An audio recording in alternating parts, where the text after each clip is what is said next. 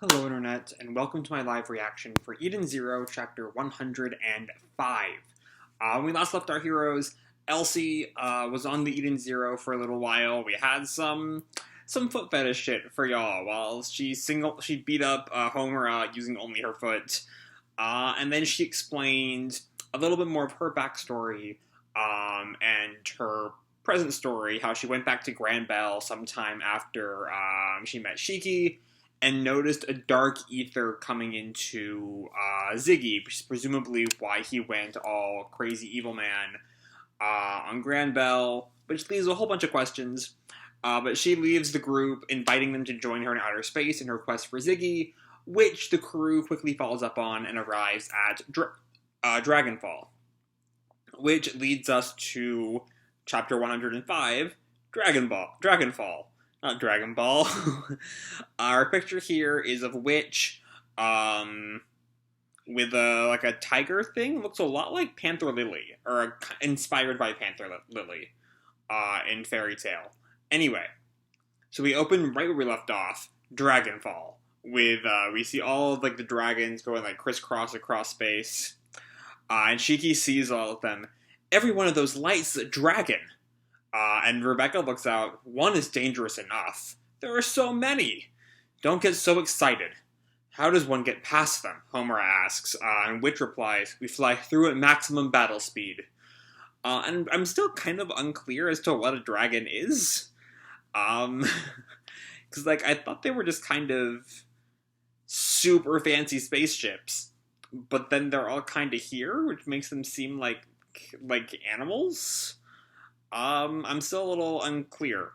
Anyway, but Wise asks, couldn't we go around? But Hermit corrects him, not possible. The cascades of dragons make a web that completely surrounds Sakura Cosmos. And Sister just kind of grins. I wouldn't worry. Dragons only attack in very rare circumstances. Must go off to the side, but some of them like to smash space travelers. And then Pino points, look, do you see that over there? And we see what looks to be like a destroyed dragon, or a pair of destroyed dragons. That dragon is dead. That one too. That's Rebecca and Happy, and we see a whole bunch of them. And Wise looks out, wait a minute. Are all these dragons dead? So are dragons just robots? That, I don't know, I'm still really, they're clearly machines there. And we know machines can die, so that makes sense. It would make sense if they were robots, but what is their purpose? What are they here to do? But anyway, Sister looks out. What the hell happened? Somebody forced their way through. And Witch does some typing, analyzing ether residue. As I feared, we are in the wake of the Eden's One. Yeah, that's not good. But then, why? If Ziggy's whole thing is, bot supremacy, why kill all of the robot dragons? I'm not sure. Anyway, Shiki looks out. And Rebecca, are you saying they mowed down all these dragons? And Happy is just, paralyzed in fear. What kind of a weapon do they have? And Witch kind of, freaks out. No. Don't tell me the one has a Therion, too. We didn't actually find out what a Therion was, did we? Because I feel like it was mentioned around the point in World 29 when Rebecca broke into the Belial Gore. And then I think Witch was worried that she would have to use it. But then they never did, I'm pretty sure. I think it's still a mystery as to what a Therion is in this universe. Yeah. Because we still don't know why it's, because there's still the code 3713 that we haven't really dived into yet. Our requisite Raid Master reference. I don't remember enough about Raid Master's Etherion to theorize off of that. I remember it was inside Ellie, but not much more than that. Anyway, Homer looks out. It appears that the dragons were only defeated in this region. And Wise grins, now's our chance. If they cut us a path, let's use it. Okay. And Witch calls out, I want everyone at Battle Station in case something should happen. We will now fly through Dragonfall. So yeah, the Eden's one flies through the like graveyard of dragons. And we hear a little like beep beep beep on a radar, and we see one of the dragons is flying towards the zero. One of the dragons survived. Yeah, it is flying towards them. And Hermit, and it's not happy that somebody killed all its friends. And Witch calls out, "Shake it off our tail!" And the ship zooms faster with the dragon right behind it, and a bunch more appear on the radar. There's now 7 dragons chasing them. More dragons are coming, and I'm almost certain that is not a reference to the 7 Dragon Slayers of Fairy Tale. But we know how much Mashima loves his 7s. Anyway, Witch calls out, "Fire a barrage!" Copy that! You got it. And Rebecca and Wise both shoot out a bunch of ether bullets at the dragons. And there's a big explosion. A few of them at least escape the blast, but one of them seems to be destroyed. And Homura, "Marksmanship is not my forte." And Chris walks over and like shoves her aside. "Move over. I can't afford to let this ship sink." Way to go, Chris. But Homura just like looks at him, super confused.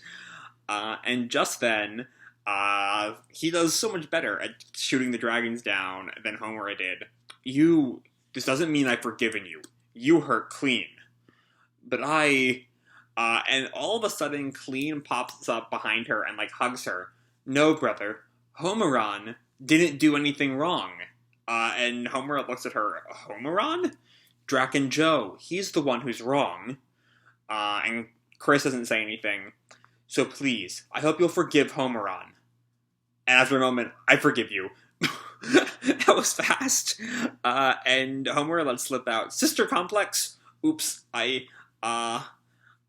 the two of them, and then the ship continues its chase, with the dragon still on its tail, and Sister calls out, "It's not working, they're catching up, but we cannot go any faster." And then Hermit does something on her end, "Unlocking Etherlink ammo. Attention gunners, flip on your Etherlink switches." And Wise sees that, "You mean this?" And then he puts his finger in this little area, and it activates his ether gear. You see the ether lines go all up his arm and down to his torso. "Whoa, my ether's got a mind of its own." "It's loading your guns with your personal ether. Your shots will be more powerful, but be careful of overuse." And Rebecca just kind of smiles. "That means my ether. I now have a super rapid fire machine gun." Is that how her ether works? Or is it like just ether bullets using their own personal ether? It's not like tapped into their specific powers. That's my best guess. Because like we don't see time travel power like bullets that go to the past or something. Which I guess would be like Bercoli's thing in SAO that he uses to kill Vecta. That kind of thing is what I'm thinking of there. Anyway, she's linking cat leaper speed to her bullets. Or no, it's just like, it speeds it up. And Chris, "I see." Oh no, so I guess it does impact it does depend on what their individual ethers are. Because Chris's bullets are seemingly like wind elementals that wrap around one of the dragons. And that means I can remodel my bullets. And we see he shoots out this, like, net for one of the dragons. The dragon literally, like, kind of comes to a stop in shock. "How's my space fishing net?" And we see the dragon is, like freaking out. And Homura, "What would my bullets be? Of course, blades. In that case..." Did she get find another gunner station? Because she just got kicked out of hers. And then we see Shiki at his station, with some more dragons approaching. And he straight up goes into overdrive. No hesitation. "Etherlink ammo. Super gravity cannon. Fire!" And he sends his whole ball of gravity out. And it sucks in like 7 or 8 dragons, which I guess it means a whole bunch more dragons have approached in the original 7. Anyway, now, switching on ether boosters. And just then, the Eden Zero zooms away. leaving the dragons caught in the gravity ball. We're out of the Sakura Cosmos, into outer space. And then we hear this vish vish vish vish vish vish vish vish vish vish sound. Witch looks in shock, and Sister turns back to Moskoe. What's that sound? And Moskoe kind of shudders. Water?